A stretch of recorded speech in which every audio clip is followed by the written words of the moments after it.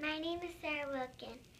Today we'll be discussing aviation and how thrust, lift, drag, and weight are important in enabling an airplane to fly. I have a very important guest with me today. What is your name? My name is Andrew Wilkin. What job do you have? I'm a pilot. How long have you been a pilot? I've been a pilot for about 20 years. What airline do you work for?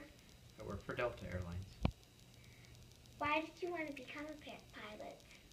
When I was really little, about 4 years old, I fell in love with flying, and I knew that that's what I wanted to do from that time on. How long does it take to be a pilot?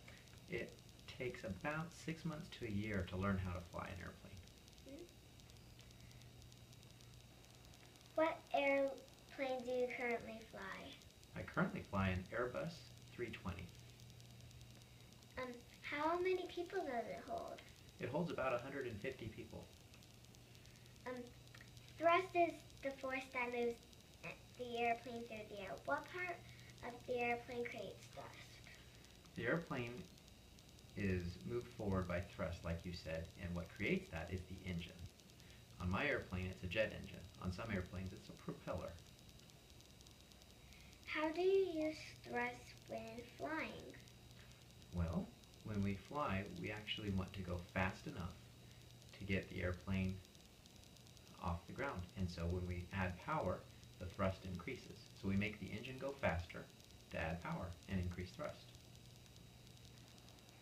Lift is the force that holds an airplane in the air.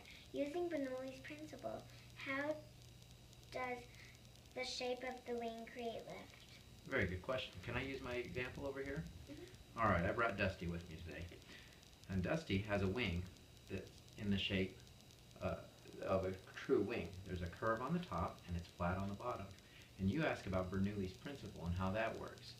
The wind, when it hits the front edge of the wing, imagine there's two pieces of air side by side. And when it hits the front edge of the wing, they separate. The one on the bottom goes straight across from point to point. And the one on the top has to fly a curved path across the top, and it flies a longer distance. Those two pieces of air, the particles, end up right back next to each other again. So the one on the top has to go faster. As it goes faster, a change of pressure happens. The pressure on the bottom of the wing is higher, and the pressure on the top of the wing is lower. And what that does is it sucks the wing upward, creating lift. Why does the airplane need to go so fast on the runway before it can take off? Well, an airplane, as you know, is pretty heavy. It doesn't float on its own. And when you put fuel and people and baggage and everything else inside the airplane, it gets heavier. Excuse me. As an airplane is really heavy and it won't fly by itself, it has to have enough lift for the wings to support the whole weight of all of those people and bags and fuel and airplane itself. So as you go faster, you create more lift. When that lift is equal in energy to the weight of the gravity of the plane, you then actually can fly. So that's why we have to go so fast forward to get enough lift to fly. What is an elevator, and what happens to the aircraft when you put them down? Well, on Dusty here, his elevator, along with everybody else's elevators, are located in the back of this part of the airplane called the horizontal stabilizer. This is the horizontal stabilizer. The elevator is just a small hinge section on the back. The elevators move together.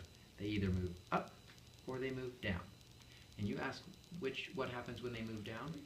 When the elevators move down, you're creating a wing on the back side of the airplane here with a lot of lift, and so the tail gets lifted upward. As the elevator goes down, the lift goes up on the tail. So what happens to the nose? It goes down. So when the elevator goes down, the nose goes down and we start a descent. What happens when you put the elevators up? The exact opposite thing. The elevators both go up. The tail then has a lift downward, kind of backwards, isn't it? The lift is down, and so the tail gets pulled down and the nose of the plane gets pulled up and you start climbing.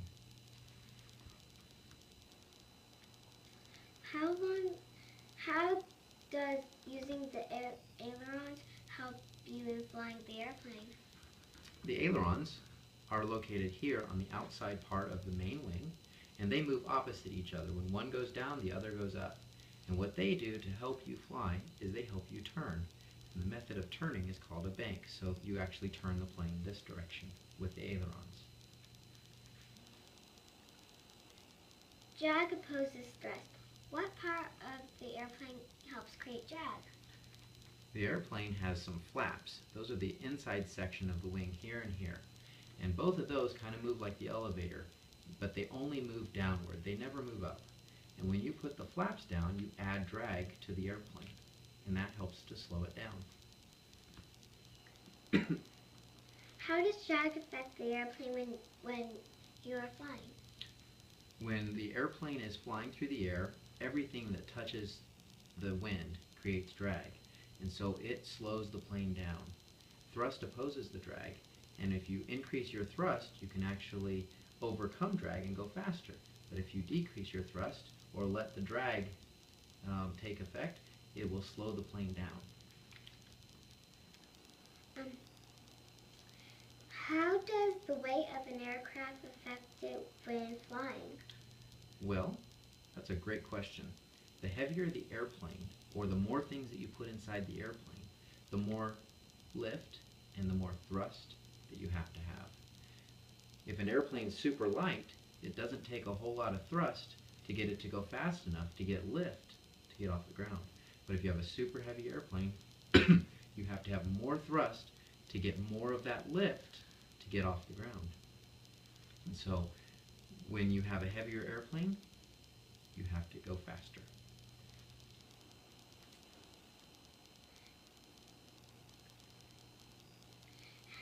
Can you explain weight and balance and why it is important in flying an airplane? I sure can.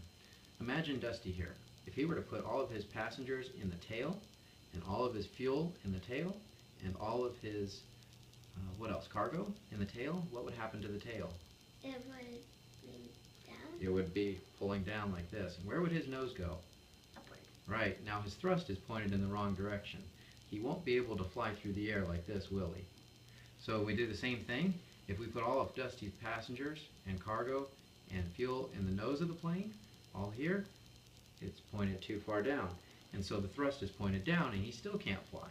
And so when you put weight and balance into an airplane, when you think about weight and balance, you have to put the fuel in the wings and the passengers in the right spot and the cargo in the right spot and balance it all out so that the lift is over the wings, the thrust is pointed forward, and the drag is pointed backward, and you end up with an airplane that's balanced and it can now fly. And all of the surfaces work. What is the white smoke that can be seen behind the plane? The white smoke that can be seen behind an airplane is called a contrail. And the contrail is actually just made of water vapor. It's a cloud. When an airplane is flying through the air, probably not Dusty because he was afraid of heights, but when an airplane is flying through the air really high up, the jet engines are taking the air that's outside and they're adding fuel to it and they're burning it. The oxygen and the fuel burn, and when that burns cleanly, what comes out as an exhaust is water vapor. When you're really high up, the water vapor is ice crystals, and you see those long white streaks? Those are crystals of ice in cloud formation, and that's a contrail from an airplane. What is required to safely slow the airplane down to land? That's an important part of every flight. You have to land, right?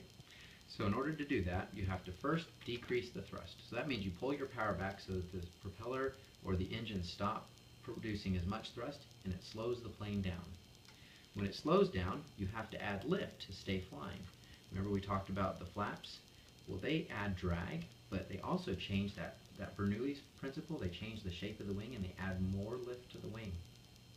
And so the flaps slow the plane down, they add lift, you can slow the engine down, and you can decrease thrust. All of that combines together to be able to allow the airplane to fly slower and land safely. How do you steer the airplane once it is on the ground? An airplane is steered on the ground by turning the nose wheel with your rudder pedals. And The rudder pedals are actually done by pushing on what's kind of like a brake pedal on the floor of the airplane.